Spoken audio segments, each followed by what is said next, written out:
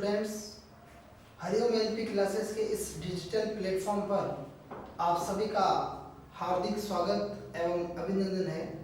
मैं आपके साथ इसी प्लेटफॉर्म पर आप सभी का हार्दिक अभिनंदन करता हूं। विद्यार्थियों, पहले अपन ने पढ़ा था स्मार्ट अकाउंटिंग के अंतर्गत बुक कीपिंग और उसके बाद में अपन ने अध्ययन किया था अकाउंटिंग के गोल्डन नियम के बारे में। लेकिन आज हम अध्ययन करते हैं उसी फलस्वरूप और उसी की एक क्रमबद्ध तरीके से नेक्स्ट टॉपिक की ओर फाइनेंशियल अकाउंटिंग। जैसा कि नाम से ही आपको प्रतीत होता है कि फाइनेंशियल अकाउंटिंग क्या है क्या नहीं है। जैसे कि नाम से आपको क्या प्रतीत होता है, फाइनेंशियल, आप सभी को अकाउंटिंग मतलब खातों से संबंधित कार्य, फाइनेंशियल यहाँ पर वित्तीय लेन देनों से संबंधित मतलब आपकी इनकम और एक्सपेंडिचर क्या है उससे संबंधित। इनकम क्या है, क्या आपकी कैपिटल है, क्या आपकी गुडविल, और उसी के साथ साथ आपने क्या आपका प्रॉफिट और क्या आपका लॉस। उसी रूप के अंतर्गत इसके अंदर एक बेसिक परिभाषा समझी जाए और अगर देखा जाए तो क्या हो सकता है उसको अपन समझने का प्रयास करेंगे। देखिए, सबसे पहले फाइनेंशियल अकाउंटिंग में व्यापार के समस्त प्रकार के जो लेन देन होते हैं और जो दिन प्रतिदिन के जो भी कार्य होते हैं वो उसके अंतर्गत किए जाते हैं। अब इसके अंतर्गत सबसे पहला और इम्पोर्टेंट बात अपने के ये आती है कि जो दैनिक प्रकार के लेन देनों का मौद्रिक रूप से व्यवस्थित और क्रमबद्ध होता है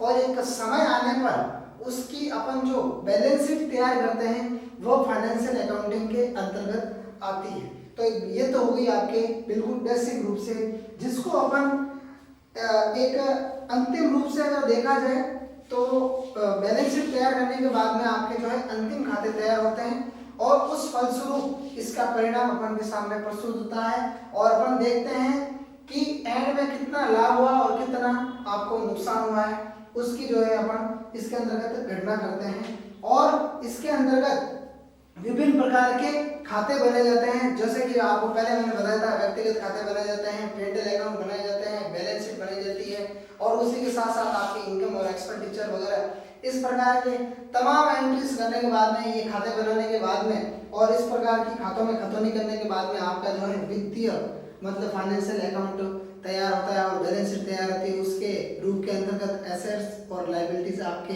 इंपॉर्टेंट होती है। तो ये आपने देखा फाइनेंशियल अकाउंटिंग क्या होता है। अगर जो लिखना चाहते हैं बिल्कुल मैं उनको लिखा भी दूंगा। और दूसरी बात, अब इसके अंतर्गत अपन सबसे मुख्य रूप से चर्चा करेंगे डेबिट और क्रेडिट। देखिए, जमा मतलब नामे और पाने वाला, डेबिट और क्रेडिट, जमा और नामे के रूप के अंदर। देखिए स्टूडेंट, सबसे इंपॉर्टेंट बात अगर आपको ये समझनी है डेबिट और क्रेडिट क्या होता है। आप कभी बैंक गए होंगे और बैंक के अंतर्गत आपने कभी एक छोटी सी पासबुक होती है आपके, उस पासबुक के अंतर्गत आपने एक एंट्री करवाई होगी। उस एंट्री के अंतर्गत सबसे ऊपर लिखा होता है, यहाँ पर सीरियल नंबर लिखा होता है, उसके बाद में पर्टिकुलर, ठीक है, और उसके बाद में डेबिट और उसके बाद में क्रेडिट और उसके बाद में आपके टोटल बैलेंस।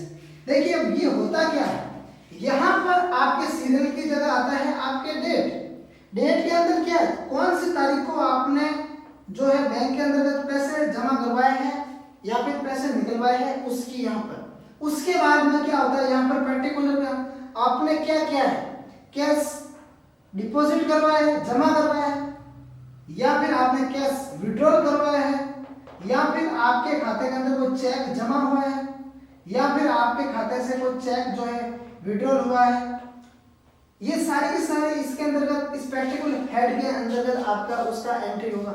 उसके बाद में डेबिट मतलब आपके खाते से पैसे निकाले हैं वो आपके खाते से क्या होंगे, निकलेंगे, तो डेबिट के अंदर आ जाएंगे।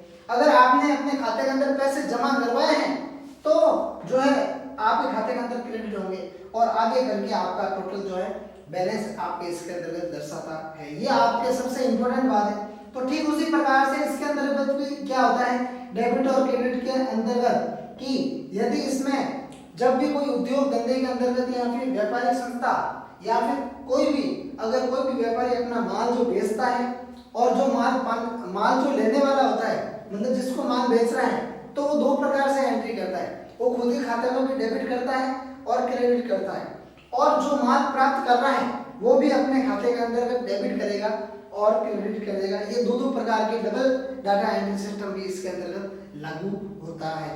ये आपको समझना बहुत ही इंपॉर्टेंट है। अब अपन देखते हैं इसके आगे की ओर कि फाइनेंशियल अकाउंटिंग के अंतर्गत कौन कौन से नामों को क्या क्या कहा जाता है।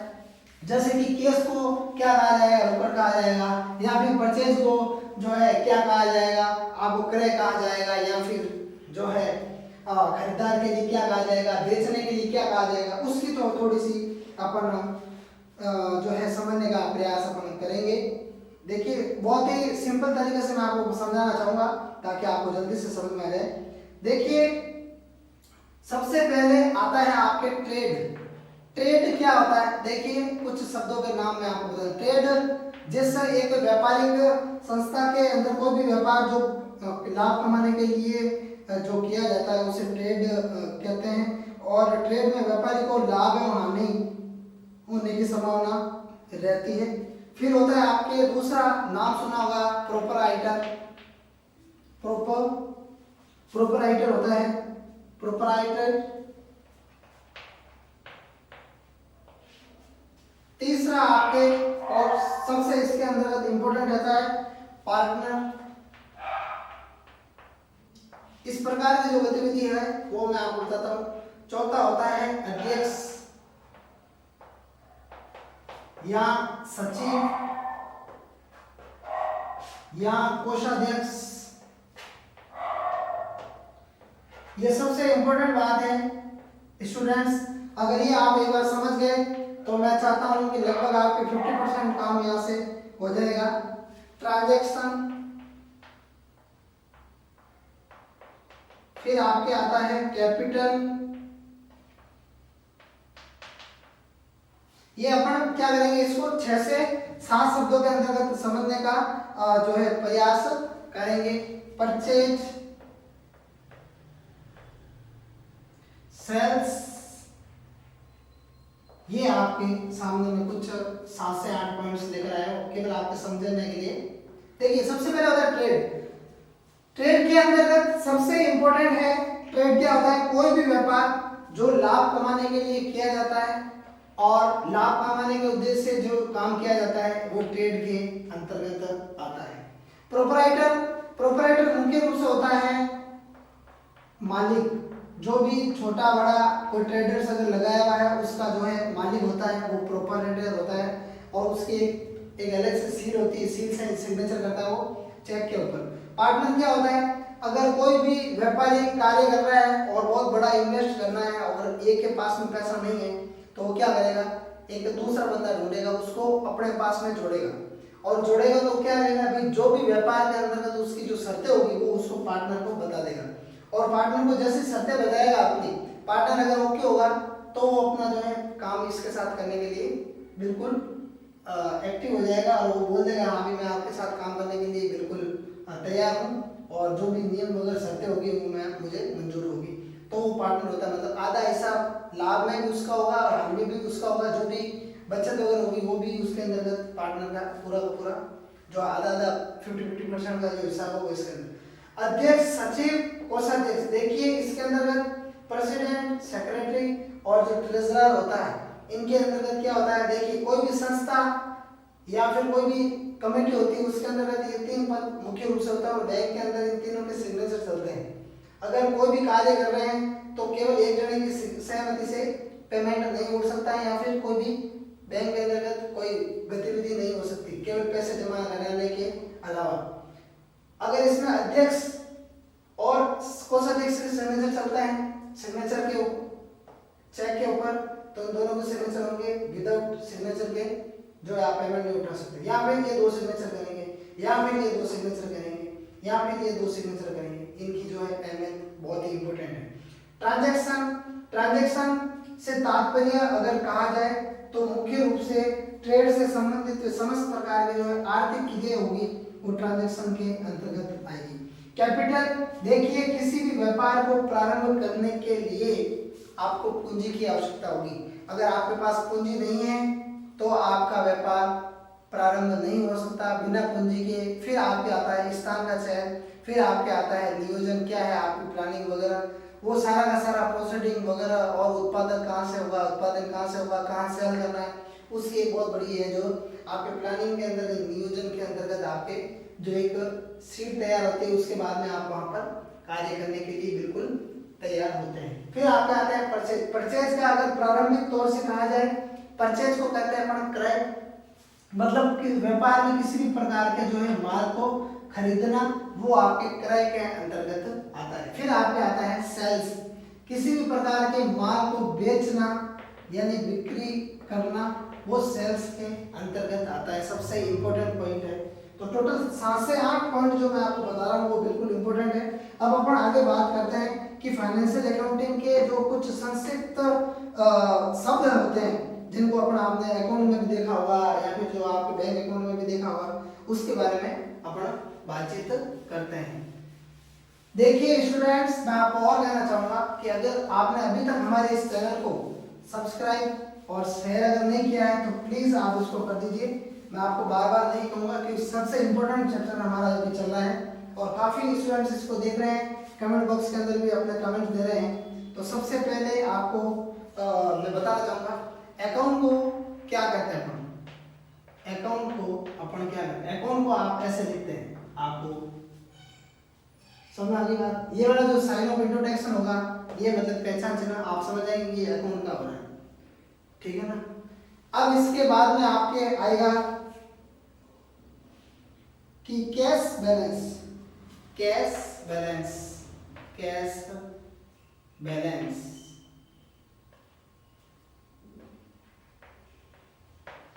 तो सी फिर बैलेंस, इस टाइप से आपके आ जाएगा।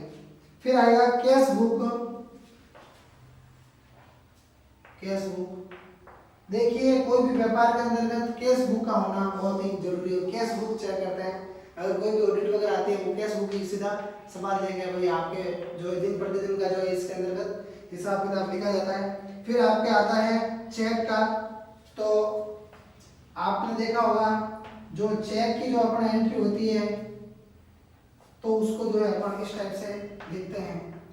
पांचवा आपके बहुत ही इंपॉर्टेंट है, वो आपके होता है क्रेडिट, मतलब जमा होता है। बैंक के अंदर कभी भी पैसे जमा कराने देंगे तो सीआर लिखा होगा। जब भी पैसे निकलवाएंगे आप तो उसको अपन कहते हैं डेबिट, तो डीआर लिखा होगा। तो ये इस टाइप से आपको समझना बहुत ही जरूरी है। तो अब एक अंतिम आता है आपके इंटरेस्ट। इंटरेस्ट मतलब जो बैंक से आपको 3 महीने में या फिर 4 महीने के अंदर ब्याज मिलता है, तो उसको अपन INT के नाम से जानते हैं, इंटरेस्ट किया गया। अब अपन थोड़ा सा देखते हैं फाइनेंशियल अकाउंटिंग की कुछ किताबें हैं, उसको अपन समझने का प्रयास करते हैं, जिसके अंतर्गत देखिए केस बुक आ जाती है, और तो और दूसरे रूप से अगर कहते हैं डेली डे बुक आती है। कुछ किताबें हैं उसको अपन 4 से 5 रुपए के अंदर समझने का प्रयास करते हैं। देखिए सबसे पहले है डे बुक, फिर आती है आपके बिल बुक, क्या आती है बिल बुक, फिर आपके आती है इसमें केस बुक, केस बुक मतलब जो भी आपके केस का लेन देन है। फिर आपके सेल्स रजिस्टर, फिर आपके परचेज रजिस्टर, फिर आपके हैं स्टॉक रजिस्टर। देखिए बहुत ही अच्छा करवा रहा हूं आपके। फिर आपके चालान, फिर आपके हैं इसमें चालान के बाद के अंतर्गत आपके आता है सबसे इम्पोर्टेंट जिसको अपन कहते हैं वाउचर बुक, वाउचर बुक कहते हैं। और ये सब होने के बाद में डे बुक के अंतर्गत क्या होता है, उसके अंतर्गत डेली रूटीन का जो भी कार्य है आपके, उसको अपन इसके अंतर्गत लिखते हैं। फिर दूसरा है आपके बिल बुक। बिल बुक के अंदर अपन क्या करेंगे, जो भी अपन माल को बेचेंगे, मतलब जो भी सेल्स करेंगे, उस बिल बुक के अंतर्गत बिल बना करके उस जो कस्टमर होगा, उस ग्राहक होगा, बिल जैसे मांगता है उसको अपन देंगे। कैश बुक के अंतर्गत समस्त प्रकार के जो भी आया है उसका अपन एंट्री करेंगे। सेल्स रजिस्टर होता है, उसके अंतर्गत क्या करेंगे, जो भी माल बेचा है उसका अपन माल बेचने की अपन क्या करेंगे, इसमें एंट्री करेंगे। फिर परचेज के अंतर्गत क्या होगा, जो भी माल को अपन खरीदते हैं, माल खरीदने की अपन एंट्री करेंगे और टोटल अपन को पता चलेगा क्या है। एक स्टॉक रजिस्टर होता है, उसके अंदर क्या एंट्री करेंगे, कितना माल पड़ा है, कितना माल आपके पास पड़ा है, उसकी अपन एंट्री इसमें करेंगे। और चालान क्या होता है, चालान के अंदर कोई माल अगर किसी व्यक्ति के पास पहुंचाना है, कितने रुपए का एस्टिमेट तैयार होता है, वो अपन क्या करेंगे, इसके अंतर्गत चालान बना करके उस जिसके थ्रू माल जा रहा है उसको एक चालान बना कर देंगे, भाई ये है और इतने पैसे आपको इसको देने हैं। वाउचर क्या होगा, जो भी आपके खर्चे होंगे उसका एक अलग से वाउचर तैयार होता है, बिल के साथ में लगता है, ओरिजिनल बिल के साथ पीछे, और वो जो होता है वो वाउचर के अंतर्गत आता है। तो विद्यार्थियों, आपने सबसे इम्पोर्टेंट जो टॉपिक है आज का फाइनेंशियल अकाउंटिंग, उसके बारे में देखा था। अब अपन जो है नेक्स्ट जिस समय भी अपन की क्लास होगी, उस क्लास के अंतर्गत अपन बिल्कुल एक अलग से टॉपिक और नया टॉपिक पढ़ेंगे। तो विद्यार्थियों, अगर आपको ये हमारा चैनल है अच्छा लग रहा है और समझ में आ रहा है, तो आप कमेंट बॉक्स के अंदर जरूर अपना बताइए कमेंट्स। इसी के साथ धन्यवाद, जय हिंद।